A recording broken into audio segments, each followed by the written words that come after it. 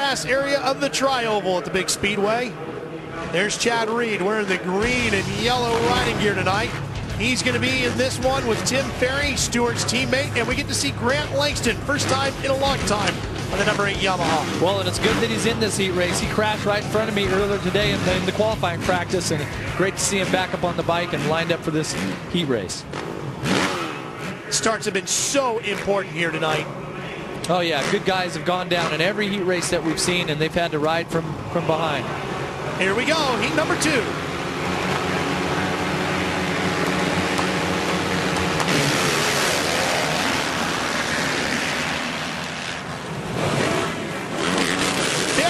Again, we got riders down. It looked like Ferry, who was going to come out with the whole shot. That's Josh Summey on the 36. And John Wood, on the 63.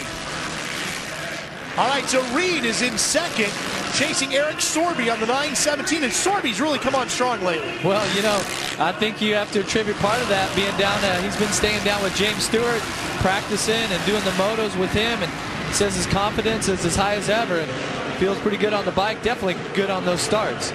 Here comes the former champion Reed, right past Sorby, and into the lead on the number 22 Yamaha. Man, look at the lead that he pulled there. It was like a second and a half right away. Just by staying out of those inside grooves, going through those tight S turns, he found that going a little wide, running the running the berms was a little quicker. That's Tim Ferry on the other monster Kawasaki, James Stewart's teammate. Ferry not on a factory team last year, getting the opportunity again this year and really making the best of it. You see those guys just following each other. Well, Ferry following Sorby through there, really having to wait up on him, but right now he makes the pass. So Ferry up into second on the factory Kawasaki in front of Sorby. And Chad Reed is just checking out. He's up to about a 3-second lead already. And this is a great opportunity for Reed to capitalize on, because if he can go out and win this heat, he'll get a great gate pick in the main event, and that gives him a real good shot at battling Stewart for the win. Well, that's all important for the championship. But you know, number 15 this year, Tim Ferry, he had a really good qualifying sessions earlier today.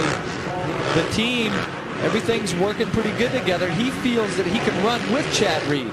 So we'll see if he can reel him in here, make a challenge for this heat race win, boost that confidence level.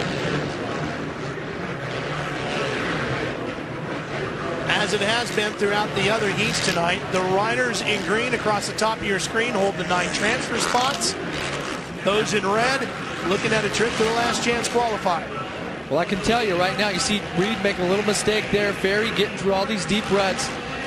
This track here at Daytona is all about flow, and you either have it or you don't. It is very hard to find that flow if you don't start out that first qualifying practice and feel good. It just feels so foreign, and the teams will do their best to change the bike setups and all that to make you comfortable, but it really is all about having that flow right when you get here. That's Jason Thomas on the 31. Jason fighting for that final transfer spot. David Billiman in that challenge as well in the number 12. Johnson on the 120, trying to get himself into this main event. Kevin giving a good run. There's Billiman just in front of Thomas on the 12. Hey, we got a pretty good race here. You can see Grant Langston sneaking up behind here. Yeah, Langston does not have a transfer spot yet.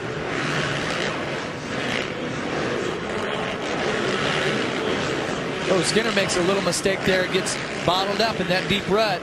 Outside's going to get a little better as the night goes on. Langston working his way around, trying to pick up a couple of spots. We're coming right back to Daytona after these words.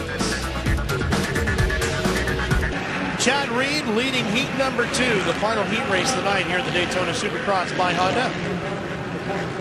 Reed's best effort, a 1:12.9. We saw James Stewart at a 1:09. Do you think Stewart's just cruising, or is that all he's got? As we go back to the battle for second now. Actually Eric Sorby on the 917. This is a fight for third, not second.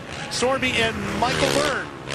Michael Byrne actually had a pretty bad spill in the second qualifying practice earlier today and separated his shoulder. So like we talked about, all of these Supercross riders, it seems like everybody this year has had to ride with an injury at one race or another, and Michael's having to do that here tonight. So do you think Reed can match that 109 if he has to? Is he just kind of pacing himself here to the finish as we watch Sorby? Well, only Chad knows that for sure, but 3 seconds is quite a bit of time to pick up. Behind Byrne is David Villeman on the 12. Track has deteriorated quite a bit. I mean, it is really going away, and it's getting so challenging as we see another rider down here. There's the Asterisk medical crew right there to assist, to see if that rider is okay. That's Antonio Balbi on the 965. Take a look here. Grant Langston just bumps into him. Comes back to the inside, gives him another bump, pushes him off there, gets that tough block. Wasn't too hard of a fall, but he's definitely in the LCQ. Now that would put Langston inside the top 9 as the white flag is out. We watch Reed making his way to the finish line. Look at how deep those ruts are. Just picking his way around is Reed. Yeah, picking his way around. Didn't even have a good line there at all. You can even see that triple jump's getting pretty rutted up. There's a double right there that he doesn't even jump this lap.